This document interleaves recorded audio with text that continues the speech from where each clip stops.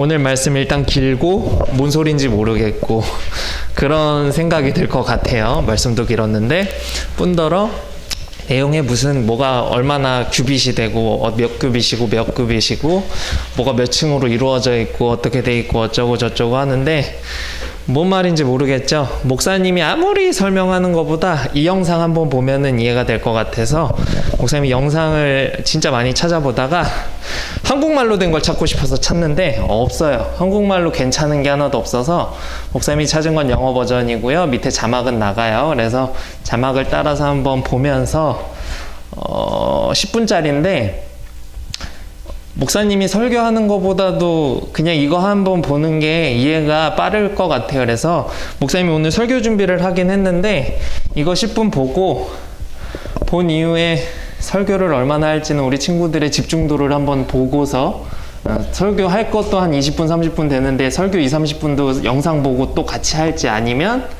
그냥 그거 보고 이제 결론만 한번 이야기를 해볼지는 우리 친구들이 얼마나 집중해서 보는지를 보고 판단하도록 하겠습니다. 10분짜리니까요. 집중해서 봐주시고 중간중간 목사님이 추임새가 있을 수 있어요. 이런 내용 이게 뭐다 이런 식으로 설명 간단히 조금씩 할게요. 불 꺼주시고요.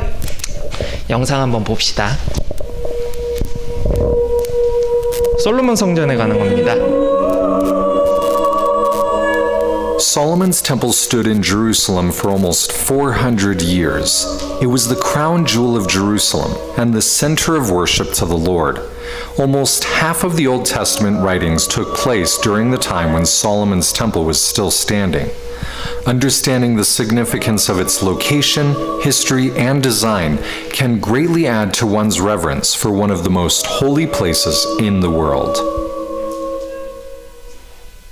The city of Jerusalem is located in an area of three major valleys, the Hinnom, the Central or Tyropian, and the Kidron Valley. The mountain range between the Central and Kidron Valley is called Mount Moriah. The peak of the mountain is a large protruding flat rock, which is now located under the dome of the rock. 잠깐만 According to Genesis 20.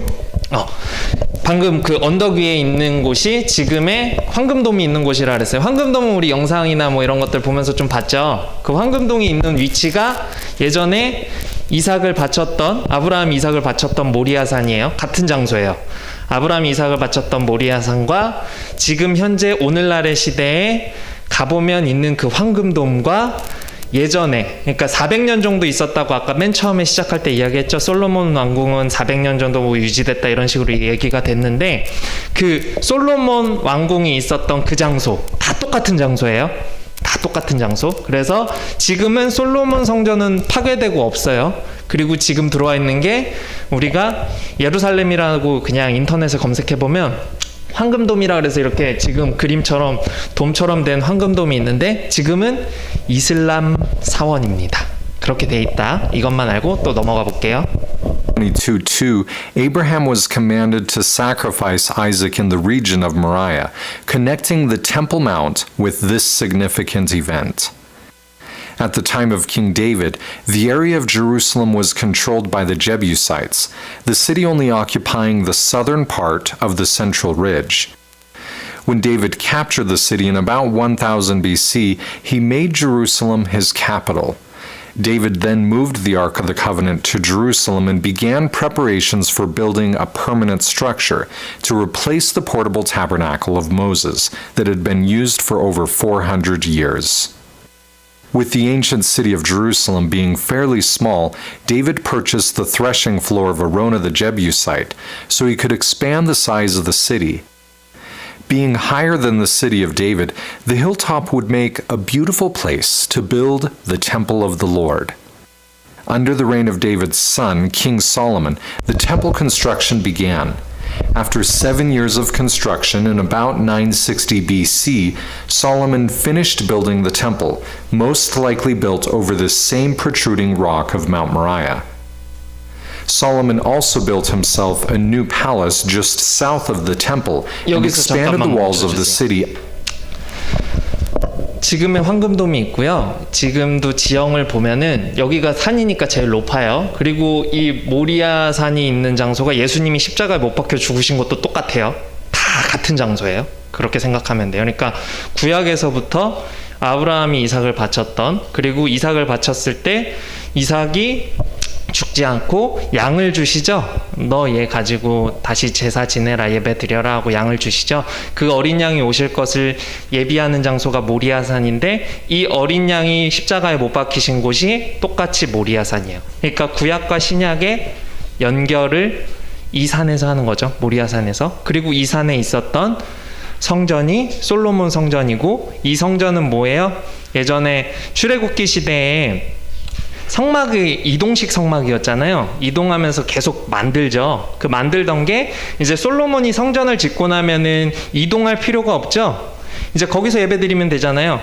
이동식 성막이 이제 그냥 하나의 온전한 성막으로 바뀌어요. 그러면서 이제 그곳에서 예배드릴 수 있게 되는데, 그 예배드렸던 장소, 구약에서 아브라함이 이삭을 드리면서 번제물로 드렸던 장소, 그리고 왕조 시대 때 예배드리던 솔로몬의 성전의 장소, 그리고 구약 시대가 지나서 신약 시대에 예수님께서 십자가에 못 박혀 죽으셨던 장소. 그러면서 이제 성막이 필요 없어지고, 어때요? 교회의 시대가 열리고, 뿐만 아니라 우리가 제사를 드릴 필요가 없어졌죠. 그 모든 핵심 장소가 바로 이 모리아산이고, 지금 현재 황금돔이 있는 위치입니다. 이게 가장 핵심적인, 목사님이 이걸 통해서 이야기하고 싶었던 내용이고요. 지금도 가면 다윗성은 아직도 개발하고 있어요. 묻혀있는 보물들이 너무 많은데, 나라별로 땅을 하도 분할해서 많이 갖고 있어서 개발을 못해요, 제대로. 그래서 아직도 개발 중인데 언제 끝날지도 모르고 기약도 없어요. 워낙 많은 사람들이 땅을 조금씩 분할해서 갖고 있기 때문에 이걸 다 살려면 한도 끝도 없고, 상징성이 워낙 크기 때문에, 하나님에 대한 상징성이 워낙 크기 때문에 사람들도 그 땅 안 팔아요. 그러다 보니까 지역별로 종교도 다르고 사람들도 다르고 특징도 다르기 때문에 내 땅 밑에 개발 못하게 막아요. 그러다 보니까 다윗 왕이 있었던 성전이 요 바로 밑에가, 여기가 다윗 성전이고, 그 위에가 이제 솔로몬 성전이에요. 그래서 다윗성은 바로 밑에 있고요. 거기서 이제 언덕 조금 올라가서 보니까 산이 높으니까 어때요? 당시에 제사 지낼 때 높은 곳에 올라가서 지내거든요, 사람들이. 산이나 이런 데서. 그래서 제일 높은 장소에 솔로몬이 성전을 지었던 거고, 그 밑에 다윗의 성이 있습니다. 그래서 나중에 기회가 돼서 예루살렘에 가보게 되면 이제 가장 높은 황금돔이 있는 곳에서 살짝 밑에 부분을 바라보면 다윗성이 있는 모습을 우리 친구들이 볼 수 있게 될 거예요. 그래서 꼭 기회가 되면 가보기를 추천한다. 그리고 못 가보더라도 영상이나 사진을 보면 알 수 있다. 넘겨주세요. Up towards the peak of Mount Moriah. The Temple of Solomon was modeled after the Tabernacle of Moses. Because of the many similarities between the Tabernacle and the Garden of Eden, many scholars believe that the Garden of Eden was the prototype for the Tabernacle, and thus later temples. According to Jewish tradition, Eden was located on a hill, with the tree of life and the tree of knowledge of good and evil at the center of the hill. The Bible teaches that when Adam and Eve transgressed and partook of the forbidden fruit, they were cast out towards the east. Cherubim and a flaming sword were then placed at the east entrance to prevent them from partaking of the tree of life, as they would then live forever in their sin. In order to return back into the presence of God, Israel had to symbolically retrace the steps of Adam and Eve, passing the cherubim and re-entering the garden in a westward direction. The tabernacle was set up in the same east to west progression, seeming to replicate the Garden of Eden. The tabernacle was divided into three main courts: the outer court, the holy place, and the Holy of Holies. The outer court represented the fallen world, while the inner courts represented a more sacred and holier way of life. In essence, as the priest, who represented all of Israel, progressed through the tabernacle, or temple, he left the world to enter a more holy state, and then was enabled to re-enter the presence of the Lord, passing the angels, or cherubim, who were embroidered on the veil. Solomon's temple replicated this same three-level progression, doubling the floor plan size of the tabernacle's sanctuary for the temple structure. As one approached the Temple of Solomon, the first thing noticed was the brazen altar of sacrifice. The altar was 20 cubits long and wide and 10 cubits high, a cubit being the length from the elbow to the tip of the longest finger, or about 1.5 feet. On the four corners of the altar were 4 horns, horns often representing power. This is where the sacrificial animals were burned, representing the future sacrifice of the Savior Jesus Christ. On the southeast side of the temple was the molten or brazen sea, which rested on the backs of 12 oxen, 3 pointing in each of the cardinal directions. In ancient times, oxen represented strength, and the number 12 often represented the 12 tribes of Israel. Water from the larger brazen sea was poured into 10 bronze water basins on 여기서 both 한 sides of 번만 the temple. 멈춰주세요. which- 아까 그 놋바다 얘기를 하는데 이제 놋으로 된 큰 물통 같은 게 그냥 놋바다라고 불러요. 그리고 옆에 물두멍이라고 돼 있죠. 물두멍은 이제 놋바다라는 곳에서 물을 떠서 조금 더 소량으로 10개를 만들어 놓는 거예요. 이제 들어가기 전에 손 씻고 뭐 이렇게 하는 그런 위치고, 놋바다라고 부르는 이유는 이스라엘 사람들은 물이 많으면 무조건 바다라고 불렀어요. 그래서 우리가 성경책 보면 갈릴리를 바다라고 부르는 표현을 많이 봐요. 갈릴리는 정확히 따지면 바다가 아니에요. 6학년 친구들은 몇 번 이거 설교에서 이야기 들었던 걸로 기억할 거, 4학년은 처음 듣는 내용일 텐데, 갈릴리는 호수입니다. 정확하게 명칭을 하면 호수예요. 절대 바다가 아니에요. 그런데 이스라엘 사람들은 호수급에 물이 모여 있으면 그냥 다 바다라고 불렀어요. 물이 많으니까. 그러니까 우리가 생각하는 그런 호수들 있잖아요. 그런 호수를 봐도 이스라엘 사람들은 그냥 다 바다예요. 마찬가지로 아까도 놋바다라고 불렀는데 놋에 물이 많이 들어있는 물통이다 보니까 놋바다. 그래서 성경에도 구약에 보면 놋바다라고 써 있어요. 그게 그냥 바다가 물이라고 생각하면 된다. 그래서 갈릴리도 바다가 아니라 정확히 따지고 보면 호수다. 그런데 성경에는 갈릴리 바다 혹은 바다로 가시매 라고, 예수님께서 바다로 갔다는 표현 굉장히 많이 나오는데 다 호수예요. 정확히 따지고 보면 그렇습니다. 나중에 질문을 할 수 있기 때문에 말했습니다. 계속 볼게요. which could then be wheeled around the outer court for various washing and cleansing rituals by the priests. Around the south, west, and north sides of the temple were 3 floors of chambers or storage rooms. The inside wall of the chambers was stepped so as to create a ledge where the timbers of the floors could rest. The storage rooms were accessed by a door on the south side of the temple, with wooden ladders going up into each of the floors. At the front of the temple were 2 large bronze pillars that flanked the porch. The pillar on the left was named Boaz, and the pillar on the right was named Yakin. The tops were decorated with lily flower petals and pomegranates. Pomegranates were a sign of prosperity and posterity because of their many seeds, and were also found on the bottom hem of the clothing of the high priest. The main temple doors were made of 2 large bifolding doors covered in gold with cherubim, palm trees, and open flowers. The Bible describes the doorframe as being a 4th part of the wall, which most scholars believe means that the door had 4 stepped frames. The interior doorway of the Holy of Holies was similar, except having 5 frames instead of 4. The priests who represented Israel were the only ones allowed into the inner temple. This means that Israel only could enter through being represented by the priests. Once you entered the main doors, you entered the holy place, a large room 40 cubits long, 20 cubits wide, and 30 cubits tall. The room was overlaid with gold and decorated with cherubim, palm trees, and open flowers, possibly alluding to the beauty of the Garden of Eden. The room was lit by 10 large menorahs, 5 on each side of the room, that were constantly burning, and narrow windows on each side of the top of the room. On the right side of the room was located the table of showbread, which had 12 large flat pita-like loaves. The priests ate and then replaced the showbread every Sabbath, similar to our weekly partaking of the communion or sacramental bread. Breaking bread and sharing a meal with someone in ancient times represented that you were at peace with them and was a sign of brotherhood, love, and forgiveness. Directly in front of the Holy of Holies was the altar of incense. The altar was similar to the altar of sacrifice in that it had a square footprint and also had 4 horns, one on each of the corners. However, on the altar of sacrifice was burned the flesh of animals, while upon the altar of incense burned a sweet combination of incenses.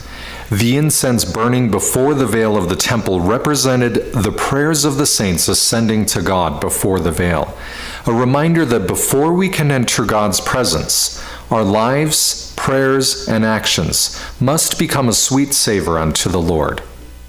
Only the high priest was able to enter the Holy of Holies, and only on one day a year, the Day of Atonement. Before entering, the high priest passed through a beautifully embroidered veil woven from purple, red, blue, and white threads. The colors were the same as used in the ephod and breastplate of the clothing of the high priest, minus the gold thread. Embroidered on the veil were cherubim, who symbolically guarded the dwelling place of God. As the high priest passed through the veil, he had to pass these angels, who, like in the Garden of Eden, guarded the way back to the presence of the Lord. Upon entering the Holy of Holies, you would find that the room is in the shape of a perfect cube, being 20 cubits wide, long, and tall. The walls were likewise overlaid with gold and decorated with cherubim, palm trees, and open flowers. 2 large cherubim flanked the Ark of the Covenant, which was in the center of the room, with their wings stretching from one side of the room to the other. This room is where the presence of the Lord would dwell, and represented the final goal and destiny of all Israel. Solomon's temple was not only a landmark for the city of Jerusalem, but more importantly, the dwelling place of the Lord. The layout represented Israel's progression back into God's presence and was designed to teach Israel that it was only through the infinite sacrifice of the sinless Messiah that they could once again enjoy the presence of the Lord. A sacrifice that would be performed on a cross only a short distance from this holy mountain. 네, 끝났습니다. 계속해서 말하는 체루빔이라는 것은 천사예요. 그냥 쉽게 말하면 천사니까요. 체루빔 했는데 천사라고 생각하시면 될 것 같습니다. 불 켜주셔도 됩니다.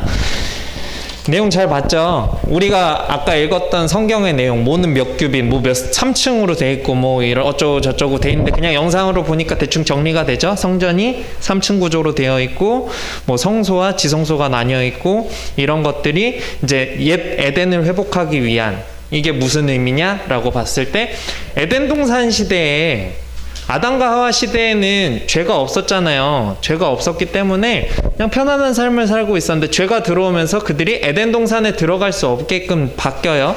천사들이 지키고 있잖아. 불검과 함께. 그러다 보니까 그런 것들을 막기 위해서 그들이 세워져 있었고 그곳으로 아무나 함부로 들어갈 수 없었죠. 그러니까 이곳으로 들어가는 것이 마치 예전에 하나님께서 처음에 천지를 창조하셨던 아담과 하와가 있었던 그 곳으로 들어가는 것과 같다라는 의미를 가지고 있어요. 그러니까 우리는 에덴으로 들어가야 된다. 뭐 그런 것을 의미합니다. 호영이 몸이 뻐근하니? 왜 그러고 있어요? 한 바퀴를 돌길래 깜짝 놀랐네. 말씀을 집중을 했으니까 좀 짧게 한번 가보도록 할게요. 넘겨주세요. 솔로몬이 성전 지은 건데 어쨌든 다윗은 죄 때문에 본인이 성전을 못 지었잖아요. 다윗은 성전을 본인이 짓고 싶었어. 근데 본인이 지을 수 없었죠. 우리가 그 죄에 대해서 한번 살펴봤던 것 같고 뭐 그죄뿐만 아니라 다윗도 사람인지라 여러 가지 죄를 많이 지었겠죠.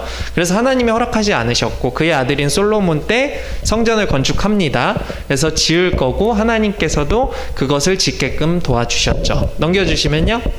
재료를 막 모아요. 그래서 아까 봤던 것처럼 막 금도 필요하고요. 백향목 뭐 나무도 필요하고요. 여러 가지 필요한 것들이 있는데 필요한 나무들이 이스라엘에서 자라지 않는 나무들이 많아서 레바논이라는 나라에서 뗏목으로 실어서 가져오기도 해요. 근데 생각해봐. 예루살렘 모리아산이 해발 800m, 900m 되는데 물가에서 끌고 나무가 뭐 1, 2m짜리도 아니고 수십 미터짜리를 막 끌고 왔다고 생각해봐요. 그러니까 몇 년 걸렸겠죠. 오늘날에도 아파트 한 채 지으려면은 뭐 뭐 우리나라 같은 경우 보면 뚝딱뚝딱 짓긴 하지만 그래도 한 5년, 10년 이렇게 걸리잖아요. 마찬가지로 이런 것들 다 모아서 막 열심히 건축을 하려다 보니까, 그리고 하나님께 예배드릴 장소인데 허투루 지었겠어요? 엄청 열심히 지었겠죠. 그러다 보니까 오랜 시간이 필요했고, 그 인원은 밑에 보는 것처럼 3만 명이 투입됐다. 3만 명이 투입됐대요. 어마어마하게 많은 숫자죠. 다음 넘겨주시면, 그래서 뭐 백향목이랑 잣나무에서 목사님이 그냥 이렇게 적어왔는데 이거는 보지 맙시다. 다음 넘겨주시고요. 성전을 완공합니다. 그래서 얼마나 걸렸나 라고 봤더니 7년이라는 시간이 걸렸대요. 3만 명이 7년 동안 일했대요, 친구들. 엄청나게 오래 걸린 작업인 것 같아요. 그래서 아까 봤던 것처럼 열심히 솔로몬 성전을 만들었는데, 아쉽게도 우리는 지금 예루살렘에 가면 그 성전 못 봐요. 다 파괴돼서. 다 파괴돼서 그 성전을 볼 수는 없는데, 아까처럼 그런 역사적 자료들 그리고 CG로 복원한 모습들을 통해서 이렇게 생겼을 것이다 라고 추측을 하는 겁니다. 다음 넘겨주시면요. 그래서 이제 성전을 다 지었으니까 교회도 똑같아요. 교회를 지으면 교회 봉헌식을 드려요. 이제 성전을 지으면, 성전을 짓게 되면 이제 그 성전을 짓게 돼서 감사합니다 라는 마음으로 예배를 드리거든요. 그냥 봉헌식은 이거 잘 지어서 감사해요 하고 예배드리는 그런 거를 생각하면 될 것 같아요. 그래서 봉헌한다는 것은 물건을 바친다는 것뿐만 아니라 자신 또한 예배자로서 참여하면서 이 성전뿐만 아니라 나 자신도 하나님께 드립니다 라는 의미를 가지고 있습니다. 근데 어마무시한 게 뭐냐면, 밑에 보면은 이때 희생제물을 드리는데 보면 여호와께 하나님께 드린 소가 22,000마리래요. 소를 22,000마리를 잡았대요, 희생제물로. 그리고 옆에 보면은 양이 12만 마리였대요. 계산이 돼요. 아마 그 성전 주변이 다 피로 물들었을 거예요. 양을 12만 마리를 잡았다고 생각해봐. 어마무시하죠? 피로 그 산이 아마 도배됐을 거예요. 다 잡았으니까. 그러니까 그런 장면을 생각해 보면 굉장히 끔찍하다. 어떻게 그럴 수가 있지? 라고 생각을 할 수 있지만, 그만큼 솔로몬은 이 성전을 만드는 것과 제사의 진심이었던 거죠. 그렇게 아무나 못하겠죠. 솔로몬은 그렇게 했다고 합니다. 그렇게 하나님께 이 성전을 만들게 됨에 감사함을 표현을 했습니다. 다음 넘겨주시면요. 이제 그곳은 하나님께서 계시는 곳이다 라고 된 거죠. 이제 성전을 만들었어요. 만들었고 성소, 지성소에 하나님이 계실 거예요. 그렇게 생각을 하니까 이제 하나님께서는 항상 그 성전에 계시겠지 라는 편협한 생각? 우리 친구들 그거랑 똑같아요. 교회 오면 하나님 계시고 교회 밖에 삶을 나가면 하나님 안 계신다. 그런 생각? 성전을 만들었으니까 성전에 하나님 계시고 성전 밖에선 나는 하나님 몰라요 하고 사는 그런 것들, 그러한 것을 솔로몬도 생각을 했나 봐요. 그래서 성전에만 하나님이 계신다라고 생각을 했는데, 밑에 보면 예레미야 23장 24절 맨 밑에 보면 하나님께서 말씀하시는데, 나는 천지에 충만하다. 이게 뭔 말이에요? 땅과 하늘에 어디든지 다 계신다. 너네 다 지켜보고 있어. 이런 의미를 가지고 있죠. 그렇기 때문에 하나님은 교회만 계시지 않아요. 성전에만 계시지 않아요. 내 삶 속에 함께 계시고 또 우리와 함께 하시는 성령님도 계시잖아요. 그렇기 때문에 우리가 잊지 말아야 할 것은, 교회 와서만 홀리하고 교회 와서만 깨끗하고 정직한 것이 아니라, 교회를 벗어나 가정에서도, 교회를 벗어나 학교에서도, 학원에서도, 내가 가는 그 어느 곳에서든 동일한 모습, 내가 보는 우리 친구들의 모습이 집에 가서는 어떻게 변할진 나도 모르고 우리 친구들도 모르겠지만 동일한 모습, 그런 것이 필요하다라는 거예요. 다음 넘겨주시면요. 이렇게 빠르게 결론으로 왔습니다. 결론을 한번 보면, 거룩하신 하나님께 나아가는 것은 구약의 시대엔 오직 제사장들만 가능했어요. 출입을 못했죠. 에덴 동산 생각해봐요. 아담과 하와가 다시는 에덴 동산 속으로 못 들어갔어요. 죄를 지은 이후에 못 들어갔어요. 천사들이 지키고 있었어요. 못 들어가게 막았어요. 그래서 그 이후엔 다시 에덴 동산으로 못 들어갔죠. 마찬가지로 구약의 시대에 하나님께 예배 드릴 때 일반 백성들은 예배드리러 성소에 들어갈 수 없었어요. 오직 제사장이라는 대표 한 사람만 들어가서 예배를 진행하고 하나님께 예배드릴 수 있었죠. 그러한 것들을 다 허무신 분이 누구시에요? 예수님이시라는 거예요. 그러한 것들이 허물어지지 않았다면 우리는 편하게 예배드릴 수 없었겠죠. 오늘날처럼. 그런데 예수님께서 오셔서 그것들을 모두 다 해결해 주셨고 그 모든 일련의 장소가 아까 봤던 예루살렘, 모리아산. 그래서 어떤 학자들은 에덴 동산이 예루살렘이 아니었을까라고 추측하는 학자들도 있고요. 뭐 다양한 의견들이 있는데 그것도 괜찮은 근거로 생각될 것 같아요.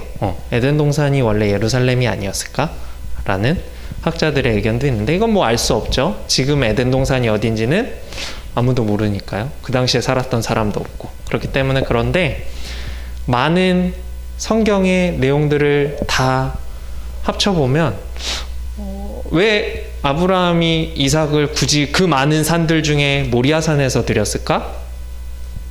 왜 솔로몬이 성전을 그 많은 산들 중에 모리아산에 지었을까?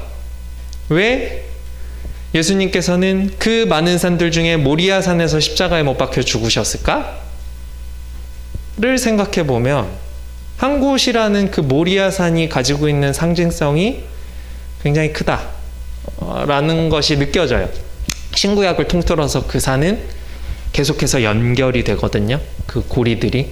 그래서 예루살렘이라는 곳은 지금도 굉장히 다양한 종교, 이슬람, 기독교, 천주교, 뭐 회교 뿐만 아니라 뭐 러시아 동방 종교, 여러 기타 종교들에서도 굉장히 신성시 여기고 전쟁이 나도 그 누구도 그곳에 폭격을 하지 않습니다. 1990년도에 걸프전이라는 전쟁이 있었는데요. 그 전쟁 때 예루살렘 근처의 모든 지역들은 다 막 폭탄 투하되고 불타고 이랬는데 양쪽 중동 사람들과 뭐 이스라엘 팔레스타인들 사람들이 전쟁을 하면서도 우리 이곳만은 전쟁하면서 건드리지 말자라고 했던 곳이 예루살렘이에요. 예루살렘 빼고는 다 불타고 막 다 총으로 막 난리가 나고 그랬는데 예루살렘만은 건드리지 말자 해서 1990년대 예루살렘만이 그 주변에 있는 지역들 중에 유일하게 초토화되지 않은 도시예요. 그만큼 이슬람이든 기독교든 천주교든 많은 종교에서 그곳을 굉장히 성스럽게 생각하고 사랑하는 장소입니다. 그렇기 때문에 예루살렘은 예수님 시대 이후에는 잘 보존이 되었죠. 물론 1500년대에 뭐 투르크나 뭐 이런 나라에서 와서 뭐 그런 거 잘 모르니까 문화재 뭐 약탈하고 이런 것들은 있었지만 그런 거에 비해서 많이 좀 제대로 잘 보존되어 있는 곳 중에 하나입니다. 그래서 우리 친구들이 예루살렘에 대한 관심을 좀 가졌으면 좋겠다라는 생각에서 영상을 봤고요. 두 번째로는 성막에 대한 정리를 참 잘해줘요. 그래서 봤고요. 우리 친구들이 성전에 대한 내용 오늘 길게 읽어서 봤는데 그 내용도 좀 잘 알려주는 것 같아서 그래서 봤고요. 그리고 다른 어떤 영상보다 목사님이 봤을 때 그냥 이 영상 하나면 우리 친구들한테 도움이 되겠다 싶어서 영상을 봤고 이 영상이 우리 친구들의 성경을 보는 해안에 눈이 띄어지는 그 해안에 도움이 되었으면 좋겠습니다. 기도할게요. 사랑과 은혜의 하나님 감사합니다. 솔로몬은 기쁜 마음으로 성전을 짓고 또 그 마음을 표현했습니다. 우리 친구들도 예배드림에 감사하는 마음 주시고 또 하나님을 믿게 된 마음에 감사함을 주시고 또 그러한 믿음이 부족하다면 그러한 믿음을 달라고 고백하게 하시고 또 언제 어디서나 주님을 사랑하는 마음으로 교회에서나 세상에서나 똑같은 모습으로 살아가게 도와주세요.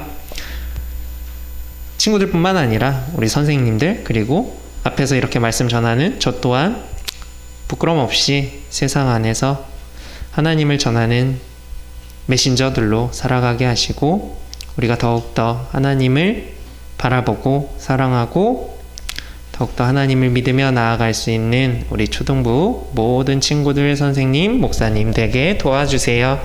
또한 이 시간 헌금 드린 친구들이 있습니다. 그 헌금 드린 손길 기억하여 주시고 그 헌금 드려진 곳마다 또한 그 쓰여지는 곳마다 주님의 향기가 정말 널리 전파될 수 있도록 도와주시고 또한 필요한 곳에 쓰여지게 해주세요. 감사드리며 예수님의 이름으로 기도합니다. 아멘.